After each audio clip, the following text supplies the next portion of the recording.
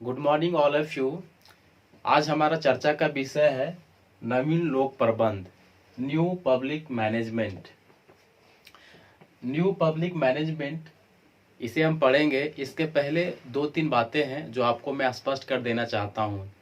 जैसे कि लोक प्रशासन के सुधार में पहला सुधार माना जाता है एनपीए को, न्यू पब्लिक एडमिनिस्ट्रेशन। यदि अगर आपका सवाल आए कि लोक प्रशासन का पहला सुधार किसे कहा जाता है, तो आपका जवाब क्या होना चाहिए? एनपीए, यानी कि न्यू पब्लिक एडमिनिस्ट्रेशन।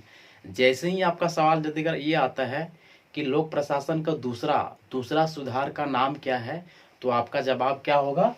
नवीन लोक प्रबंध, है ना, न्यू पब्लिक मैनेजमेंट, जिसके बारे में आज हम चर्चा करने वाले हैं, है ना। तो एक बात आती है कि नवीन लोक प्रशासन से, ये पहला सुधार था लोक प्रशासन का। नवीन लोक प्रशासन जो है, एनपीए जो है, लोक प्रशासन का पहला सुधार था, है ना। जब लोक प्रशासन में पहला सुधार हुई है ना, हुई, तो फिर जब पहला सुधार हुआ तो दूसरा सुधार की आवश्यकता क्यों पड़ी? तो देखिए, इसका वजह क्या है कि जैसे ही लोक प्रशासन में एक नया सुधार हुआ था, पहला सुधार हुआ था, जिसका नाम था नवीन लोक प्रशासन, न्यू पब्लिक एडमिनिस्ट्रेशन। तो इस नवीन लोक प्रशासन के तहत क्या था कि सारे प्रशासन जो है, सारा काम जो है, समाज का, देश का, सोसाइटी का सारा काम जो है, कौन संभालता था? संभालने का काम कौन करने लगा? ब्यूरोक्रेसी, नौकरशाही, प्रशासक, है ना। तो क्या हुआ, प्रशासन जो है, प्रशासक जो है, सारे काम को खुद करने लगे। तो क्या हुआ, प्रशासन का जो दायरा है, जो कार्यक्षेत्र है, काफी व्यापक हो गया।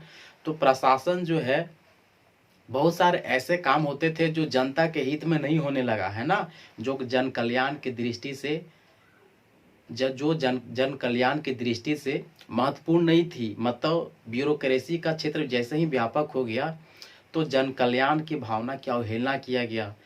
तो तो लोक प्रशासन में एक नया अवधारणा का जन्म हुआ, जिसका नाम है नवीन लोक प्रबंध। नवीन लोक प्रबंध, यह जो है नवीन लोक प्रबंध जो है, लोक प्रशासन का दूसरा सुधार माना जाता है। क्या माना जाता है? लोक प्रशासन का दूसरा सुधार माना जाता है। तो आइए आज हम चर्चा करते हैं कि नवीन लोक प्रबंध आखिरकार है क्या, है ना, इसके बारे में चर्चा करते हैं। तो देखिए, नवीन लोक प्रबंध जो है, इसका उद्भव जो है 1991 में हुआ था। कब हुआ था? इसका उद्भव जो है, इसकी उत्पत्ति जो है 1991, है ना, 91 में हुई थी। नवीन लोक प्रबंध का उत्पत्ति जो 1991 में हुई थी।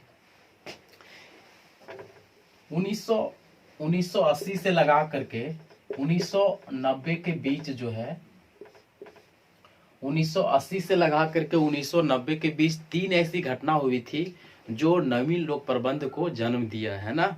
1980 से लगा करके 1990 के बीच, लगभग एक दशक के बीच जो है, 10 सालों के अंतराल में जो है, तीन बहुत बड़ी घटना हुई थी जो नवीन लोक प्रबंध को जन्म दिया। तो आइए जानते हैं कि वो घटना कौन थी। तो देखिए, पहली घटना थी, है ना, पहला जो है, इस दशक के बीच में जो है, इंग्लैंड में एक प्रधानमंत्री थी जिसका नाम था मार्गरेट थैचर, है ना, मार्गरेट थैचर। इंग्लैंड की प्रधानमंत्री थी जिसका नाम था मार्गरेट थैचर। इन्होंने प्रशासन का जो कार्य क्षेत्र था, है ना, प्रशासन का जो कार्य क्षेत्र था, उसका दायरे को कम किया। प्रशासन का जो कार्य क्षेत्र जो काफी व्यापक हो गया था, उसकी व्यापकता को, है ना, उसको कम किया। दूसरी सुधार इन्होंने प्रशासन में यह किया कि जो प्रशासन में नए नए अधिकारी, नए नए कर्मचारी का जो बहाली हो रहा था, जो नियुक्ति हो रहा था, उसको बंद किया। क्या किया? मार्गरेट थैचर ने पहला काम क्या किया? प्रशासन का जो कार्य क्षेत्र था, उसकी दायरे को कम किया। दूसरा इन्होंने यह किया कि जो प्रशासन में जो नए नए अधिकारी, नए नए कर्मचारी का जो बहाली हो रहा था, है ना, जो नियुक्ति हो रहा था, उसको कम किया। और साथ ही साथ यदि अगर यदि अगर प्रशासन में कर्मचारी की जरूरत होती थी तो इन्होंने क्या किया, मार्गरेट थैचर ने क्या किया कि संविदा पर आधारित जो है कॉन्ट्रैक्ट बेसिस जो है प्रशासकों को, कर्मचारियों को नियुक्ति करने का प्रावधान किया। तो इसके द्वारा जो प्रशासन में, इंग्लैंड के प्रशासन में मार्गरेट थैचर के द्वारा जो इंग्लैंड के प्रशासन में जो सुधार किया है ना, जो 3-4 सुधार किया जो हमने अभी जस्ट कहा, उसी सुधार को, प्रशासन के इसी सुधार को क्या नाम दिया गया, थैचरवाद। क्या नाम दिया गया, थैचरवाद। मार्गरेट थैचर द्वारा जो प्रशासन में सुधार किया गया उसका नाम क्या दिया गया, थैचरवाद। ठीक इसी तरीके से इसी दशक में अमेरिका के जो राष्ट्रपति थे, है ना, अमेरिका के जो राष्ट्रपति थे 1980 और 90 के बीच में जो अमेरिका के राष्ट्रपति थे, जिसका नाम था रोनाल्ड रीगन। क्या नाम था, रोनाल्ड रीगन। इन्होंने ठीक इसी प्रकार, है ना, मार्गरेट थैचर जैसा ही जो है, इन्होंने भी प्रशासन में सुधार करने का काम किया। मार्गरेट थैचर के भांति जो है रोनाल्ड रीगन ने भी जो है प्रशासन में सुधार करने का काम किया, है ना। तो इसके सुधार को क्या नाम दिया गया, रिग्नोमिक्स।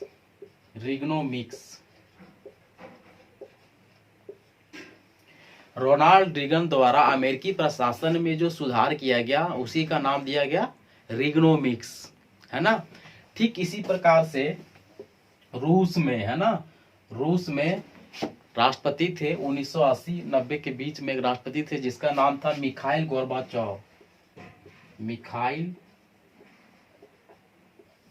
गोर्बाचोव। इन्होंने जो है ठीक इसी प्रकार जो है प्रशासन में सुधार करने का काम किया, ठीक इसी प्रकार से। तो इसके सुधार को, है ना, रूसी राष्ट्रपति के सुधार को, रूस के राष्ट्रपति थे इस समय मिखाइल गोर्बाचोव, तो इसके प्रशासन में इसके सुधार को नाम दिया गया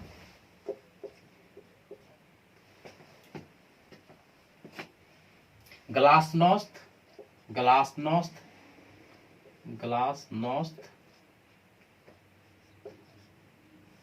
पेरेस्त्रिका।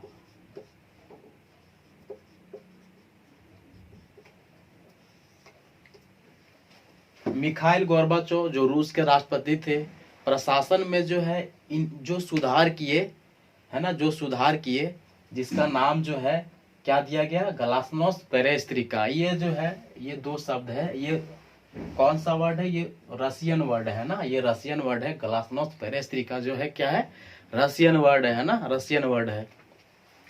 तो इन्होंने दुनिया के विभिन्न देशों ने जो प्रशासन में जो सुधार किए, है ना, प्रशासन में जो सुधार किए, तो इसी सुधार को क्या नाम दिया गया, नवीन लोक प्रबंध। क्या नाम दिया गया, नवीन लोक प्रबंध, है ना, एनपीएम,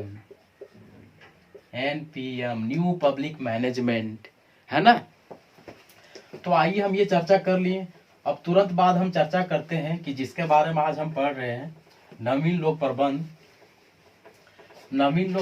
ये शब्द जो है सबसे पहले किसने दिया, मतलब नवीन लोक प्रबंध का जो है पिता जो है किसे कहा जाता है, तो एक नाम आता है क्रिस्टोफर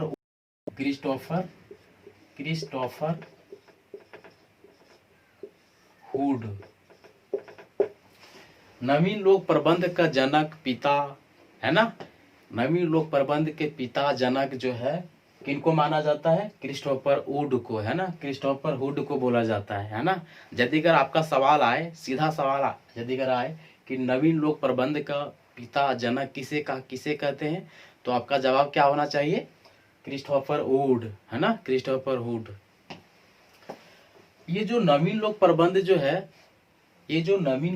जो है, न्यू पब्लिक मैनेजमेंट जो है, ये शब्द को, इस कॉन्सेप्ट को सबसे ज्यादा लोकप्रियता, सबसे ज्यादा इसको पॉपुलैरिटी देने का काम जो है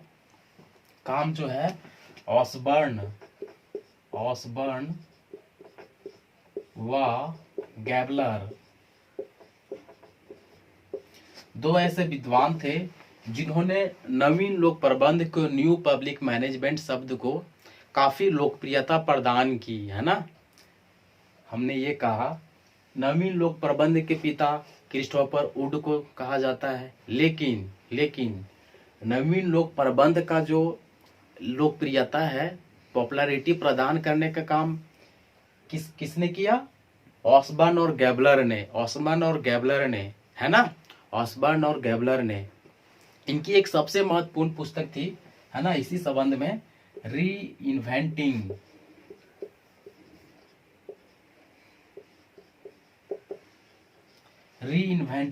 गवर्नमेंट।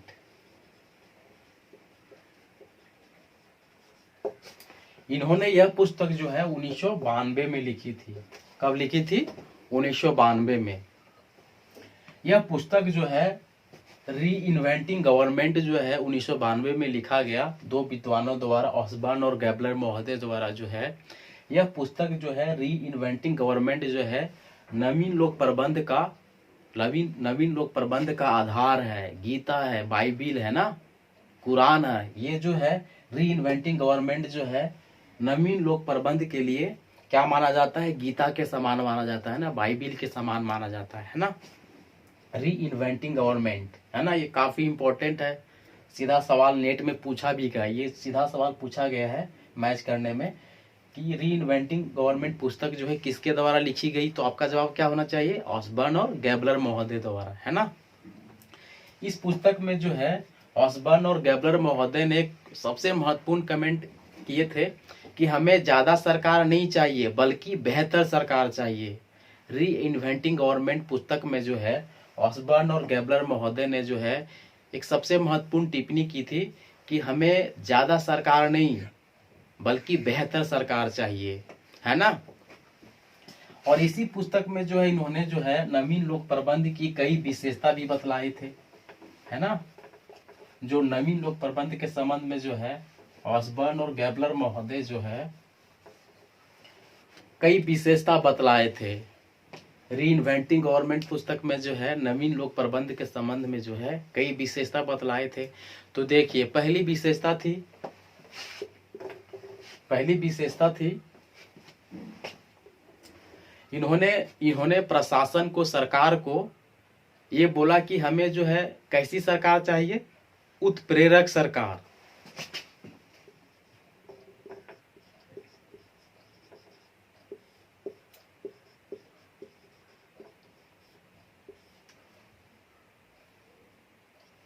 नवीन लोक प्रबंध, न्यू पब्लिक मैनेजमेंट की विशेषता बतलाते हुए ऑसबर्न और गैबलर ने सबसे पहले उत्प्रेरक सरकार की मांग की। इस पुस्तक में जो है उत्प्रेरक सरकार की मांग की, है ना। उत्प्रेरक सरकार कहने का मतलब ये है कि इन्होंने इस पुस्तक के माध्यम से यह कहा कि हमें जो है ऐसा प्रशासन चाहिए, हमें जो है ऐसा सरकार चाहिए जो समस्या को आने से पहले उसको हल करने के बारे में सोचे, है ना। यदि अगर हमारे सामने कुछ समस्या आती है, यदि अगर हमारे सामने, हमारे प्रशासन के सामने, सरकार के सामने ऐसी कुछ समस्या आती है तो उसको हल कैसे किया जाए, इसको पहले कर देना चाहिए ना, उसको पहले सोच लेना चाहिए। समस्या के आने से पहले जो है समस्या को हल कैसे किया जाए इसके बारे में जरूर सोचना चाहिए, है ना, है ना। उत्प्रेरक सरकार में इन्होंने यह बतलाई। दूसरी विशेषता इन्होंने यह बतलाई कि हमें जो है प्रतिस्पर्धी सरकार, कैसी सरकार चाहिए? प्रतिस्पर्धी।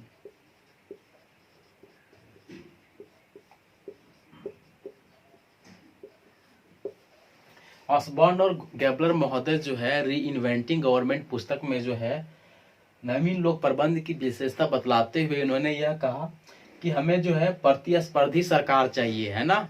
जिस तरीके से निजी कंपनियां जो है, जिस तरह के प्राइवेट कंपनियां जो है अपने से समकक्ष कंपनियों के बीच कंपटीशन करती है ना, मार्केट ओरिएंटेड तरीके से कंपनियां जो है प्रतिस्पर्धा करती है, कंपटीशन करती है, ठीक उसी प्रकार से प्रशासन को, सरकार को जो है निजी कंपनी के भांति जो है उसको भी जो है प्रतिस्पर्धा करनी चाहिए, है ना, प्रतिस्पर्धा करनी चाहिए, है ना। तीसरी विशेषता इन्होंने जो है सरकार तो फिर प्रशासन को बाजारों उन्मुखी की बात करती है। हमें कैसी सरकार चाहिए? बाजारों उन्मुखी सरकार।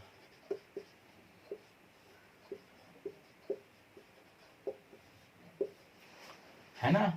नवीन लोक प्रबंध में जो है इन्होंने तीसरी विशेषता क्या बतलाई कि हमें जो है कैसी सरकार चाहिए? बाजारों उन्मुखी सरकार चाहिए। कहने का मतलब ये है कि प्रशासन को, सरकार को जो है बाजार में जिस तरीके से नए नए परिवर्तन हो रहे हैं, नए नए चेंज हो रहे हैं, ठीक उसी प्रकार से प्रशासन को भी, सरकार को भी जो है बाजार के भांति जो है, मार्केट के भांति जो है परिवर्तन करनी चाहिए। है ना। उसको बाजार के भांति जो है अपने आप में परिवर्तन करनी चाहिए। है ना। इन्होंने चौथी विशेषता बतलाई,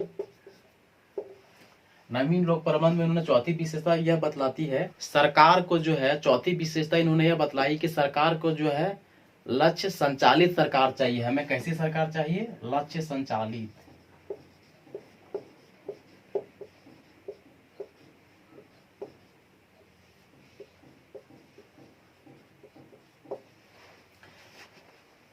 इन्होंने चौथी विशेषता क्या बतलाई? हमें जो है लक्ष्य संचालित सरकार चाहिए। कैसी सरकार चाहिए? लक्ष्य संचालित सरकार चाहिए। कहने का मतलब ये है कि सरकार जो है, प्रशासन जो है काम करने से पहले, है ना, एक वर्ष के जो पहला मंथ होता है, एक वर्ष का जो पहला महीना होता है, उसमें सरकार को एक वर्ष में कौन कौन सी काम करना है, कौन कौन सा कार्य करना है, ये इसको पहले टारगेट कर लेना चाहिए और फिर उस टारगेट को पूरे साल में जो उसका पूरा करने का प्रयास करना चाहिए। तो हमें इस प्रकार के सरकार चाहिए जो लक्ष्य संचालित सरकार हो। है ना।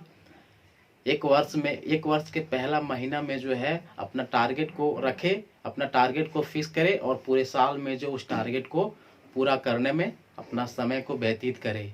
है ना। ये चौथी विशेषता बतलाए। पांचवी विशेषता नवीन लोक प्रबंध में जो ऑस्बर्न गैबलर ने यह बताया कि हमें जो है प्रशासन में, सरकार में जो है हमें प्रशासन या तो सरकार जो है आईटी बेस्ड चाहिए।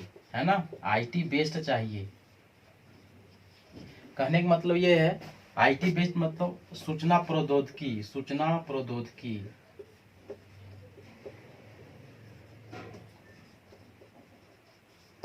सूचना प्रौद्योगिकी वाली सरकार चाहिए। कहने का मतलब ये है कि प्रशासन में, सरकार में जो है, प्रशासन में जो है कोई भी काम जो है ऑफलाइन तरीके से नहीं होने चाहिए। है ना। जैसे कि ई गवर्नमेंट जो आई थी ना, ई गवर्नमेंट जो हाल ही में आई है, ई गवर्नमेंट, है ना। तो ठीक उसी प्रकार से प्रशासन में जो, प्रशासन का जो काम है, सरकार का जो काम है, वो ऑफलाइन तरीके से नहीं बल्कि ऑनलाइन तरीके से, है ना, ऑनलाइन तरीके से, डिजिटल रूप से होनी चाहिए। प्रशासन का हर एक काम जो है, प्रशासन का हर एक काम जो है ऑनलाइन, है ना, डिजिटल रूप में होनी चाहिए। है ना। डिजिटल रूप में होनी चाहिए, पेपरलेस होनी चाहिए। है ना। इस तरीके से ऑसबर्न और गैबलर महोदय ने जो है अपने पुस्तक री इन्वेंटिंग गवर्नमेंट, जो उन्होंने 1992 में लिखी थी, इस पुस्तक में 5 विशेषता को बतलाकर जो है 5 नवीन लोक प्रबंध के 5 विशेषता को बतलाने का प्रयास किए। है ना। तो इस वीडियो में हम लोग ये जानने की कोशिश की है कि लोक प्रबंध, नवीन लोक प्रबंध क्या है, इसकी विशेषता क्या है। है ना। मिलते हैं अगले वीडियो में, तब तक के लिए धन्यवाद।